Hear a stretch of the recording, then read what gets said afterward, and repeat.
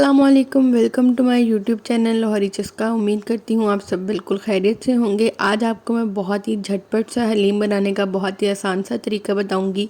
यहाँ पे आप लुक देख सकते हैं, कितनी खूबसूरत लुक आई है और बहुत ही जल्दी और बहुत ही मज़ेदार सा ये हलीम तैयार होता है। तो चलें अब हम चलते हैं अपनी रेसिपी की तरफ।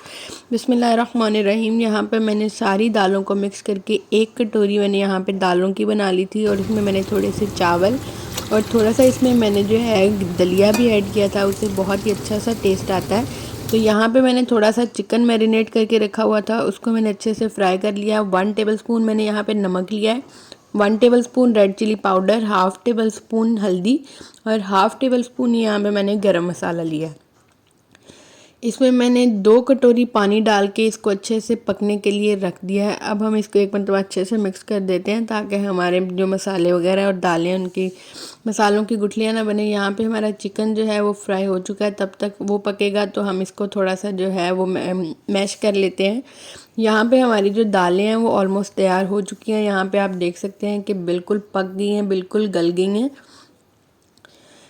ये 2 से 3 लोगों के लिए जो है हम बना रहे हैं, जल्दी से बस थोड़ा सा चाहिए था, तो इसीलिए मैंने सोचा कि आपके साथ भी ये रेसिपी ज़रूर शेयर करूं ताकि आपको भी अगर कोई जल्दी से कोई रेसिपी या कोई चीज़ भी बनानी हो मेहमानों के लिए तो आप भी ये बना सकें।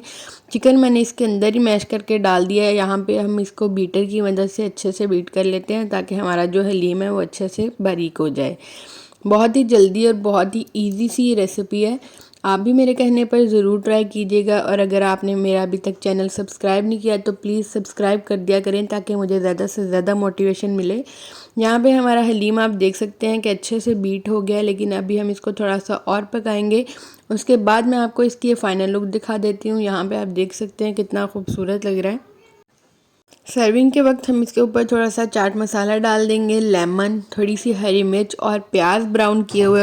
और अगर आप इसको ज़्यादा टेस्टी करना चाहें तो आप इसके ऊपर जो है वो लंबा लंबा काट के अदरक भी ऐड कर सकते हैं। उससे बहुत ही मज़ेदार सा टेस्ट आता है और बहुत ही यमी सा लगता है। जब आपके मुंह में खाते हुए अदरक आता है तो बहुत ही मज़ेदार टेस्ट आता है।